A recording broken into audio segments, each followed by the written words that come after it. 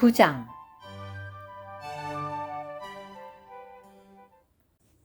한편 사울은 여전히 주님의 제자들을 위협하며 죽이려는 기세가 등등하여 대제사장에게 가서 다마스쿠스에 있는 여러 회당에 가져갈 공문을 요청했는데, 이것은 그 길에 속한 사람을 만나기만 하면 남자나 여자나 모두 결박하여 예루살렘으로 끌어오기 위한 것이었다. 사울이 길을 떠나 다마스쿠스에 가까이 갔을 때 갑자기 하늘에서 한 줄기 빛이 그를 두루 비추므로 그가 땅에 엎어졌다. 그러자 그에게 사울아, 사울아, 내가 왜 나를 박해하느냐? 라고 하는 음성이 들렸다. 그래서 그가 주님, 누구십니까? 라고 하니 주님께서 말씀하셨다. 나는 내가 박해하는 예수다. 일어나 시내로 들어가거라. 그러면 내가 해야 할 일을 말해줄 사람이 있을 것이다. 사울과 동행하는 사람들은 그 음성은 들었지만 아무도 보이지 않아 말을 못하고 서 있기만 하였다. 사울이 땅에서 일어나 눈을 떴지만 아무것도 볼 수 없어 동행자들이 그의 손을 잡아 이끌어 다마스쿠스로 데리고 갔다. 그는 3일 동안 보지 못한 채로 먹지도 마시지도 않았다. 다마스쿠스에 아나니아라는 제자가 있었는데 주님께서 이상 중에 그에게 아나니아야 라고 하시니 그가 말하였다. 보십시오, 주님, 내가 여기 있습니다. 주님께서 그에게 말씀하셨다. 일어나 고든 길이라는 거리로 가서 유다의 집에 머물고 있는 사울이라는 5 사람을 찾아라. 그가 지금 기도하고 있다. 그는 이상 중에 아나니아라는 사람이 들어와 자기에게 안수하여 시력을 되찾게 해주는 것을 보았다. 아나니아가 대답하였다. 주님, 내가 이 사람에 관하여 많은 사람에게서 들었는데 그가 예루살렘에서 주님의 성도들에게 악한 일을 많이 행하였으며 여기서도 주님의 이름을 부르는 모든 사람을 결박할 권한을 대제사장들에게서 받았다고 합니다. 그러나 주님께서 아나니아에게 말씀하셨다. 가거라. 이 사람은 이방인들과 왕들과 이스라엘 자손들 앞에서 내 이름을 전하기 위하여 나에게 선택된 그릇이다.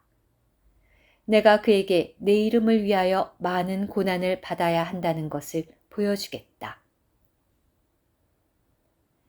아나니아가 떠나서 그 집에 들어가 사울에게 안수하며 사울 형제님, 형제님이 오던 길에 형제님에게 나타나신 예수님, 곧 주님께서 나를 보내시어 형제님이 시력을 되찾을 수 있도록 하시고 성령으로 충일되도록 하셨습니다.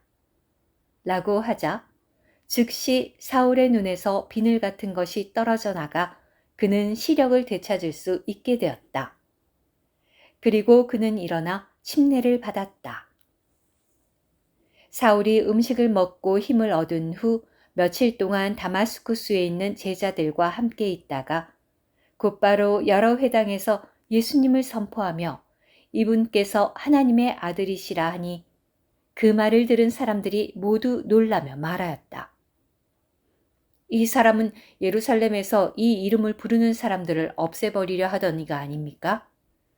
그가 여기에 온 것도 그들을 결박하여 대제사장들에게 끌어가기 위한 것이 아닙니까?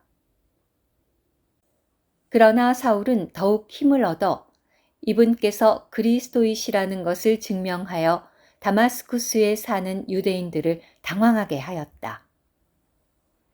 여러 날이 지난 후 유대인들이 사울을 죽이기로 모의하였으나 그들의 음모가 사울에게 알려졌다. 그들은 사울을 죽이려고 밤낮으로 성문을 단단히 지켰다. 그래서 그의 제자들이 밤에 사울을 광주리에 담아 성벽으로 달아내렸다. 사울이 예루살렘에 이르러 제자들과 사귀려 하였으나 모두들 그가 제자라는 것을 믿지 않고 그를 두려워하였다. 그러나 바나바는 사울을 데리고 사도들에게 가서 그가 길에서 어떻게 주님을 보았고 또 주님께서 그에게 어떻게 말씀하셨으며 다마스쿠스에서 그가 얼마나 담대하게 예수님의 이름으로 말했는지를 설명해 주었다. 그리하여 사울이 제자들과 함께 있게 되었고 예루살렘을 드나들며 주님의 이름으로 담대히 말하였다. 또 사울이 헬라어를 사용하는 유대인들과 말하고 논쟁하니 그들이 그를 죽이려고 했다. 형제들이 이것을 알고 사울을 데리고 가이사랴로 내려가서 다소로 보냈다. 그리하여 유대와 갈릴리와 사마리아 전역에 있는 교회는 평안을 누리며 건축되어 갔고 주님을 두려워하며 성령의 위로를 받는 가운데 전진하여 인수가 늘어났다. 그때 베드로가 사방으로 두루다니다가 룻다에 사는 성도들에게 내려가 거기서 애니아라는 사람을 만났는데 그는 중풍병으로 8년 동안 자리에 누워 있었다. 베드로가 그에게 애니아여, 예수 그리스도께서 그대를 낫게 하셨습니다. 일어나 그대의 자리를 거두십시오. 라고 하니 그가 즉시 일어났다. 룻다와 샤론에 사는 모든 사람이 그를 보고 주님께로 돌아왔다. 욥바에 다비다라는 제자가 있었는데 그 이름을 번역하면 도르가이다. 이 여인은 선한 일을 많이 행하고 구제를 많이 하곤 하였다. 그 무렵 이 여인이 병들어 죽자 사람들이 시신을 씻어 다락방에 두었다. 룻다는 욥바에서 가까운 곳이었으므로 베드로가 거기에 있다는 말을 제자들이 듣고서 두 사람을 그에게 보내어 지체하지 말고 와달라고 간청하니 베드로가 일어나 그들과 함께 갔다. 그가 욥바에 도착하자 사람들이 그를 데리고 다락방으로 올라가니 모든 과부가 베드로 곁에 서서 울며 도르가가 그들과 함께 있을 때에 만든 속옷과 겉옷을 모두 그에게 보여주었다.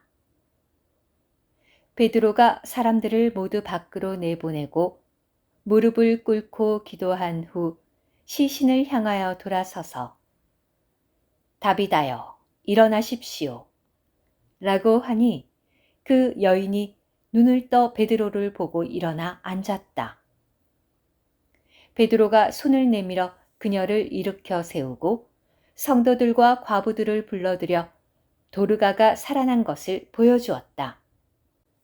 그 일이 욥바 온 지역에 알려지자 많은 사람이 주님을 믿었다. 그 후 베드로는 욥바에서 시몬이라는 어느 피혁공의 집에 여러 날 머물렀다. 오늘 큐티. 주님은 사울이 돌이킨 직후에 그가 어떻게 하기를 원하시는지 그에게 직접 말씀하지 않으셨습니다. 왜냐하면 사울이 어떤 통로를 통해 간접적으로 구원받지 않고 주님에게서 직접 구원받아 주님께 이끌렸으므로 그를 그분의 몸과의 동일시안으로 이끌어줄 몸의 지체가 필요했기 때문입니다. 주님께서 사울을 접촉하라고 그분의 몸의 한 지체를 보내지 않으셨다면 어떤 지체도 사울을 받아들이기 어려웠을 것입니다. 이것은 그리스도의 몸에 관한 사울의 지식과 관련되며 나중에 그리스도의 몸을 위한 그의 사역과 관련됩니다.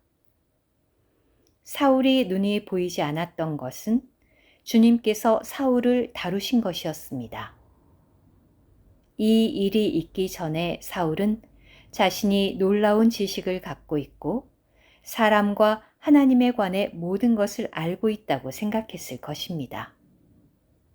이제 주님은 그가 아무것도 볼 수 없도록 그를 눈멀게 하셨다가 비로소 그의 눈을, 특별히 그의 내적인 눈을 열어주시고 그에게 다른 사람들의 눈을 뜨게 하는 일을 위임하셨습니다.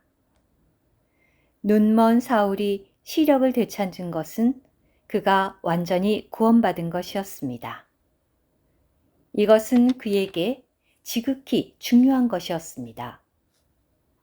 사울의 내적인 눈이 열려 하나님의 비밀들과 하나님의 경륜에 관한 것들을 보게 되는 것은 특별히 중요했습니다.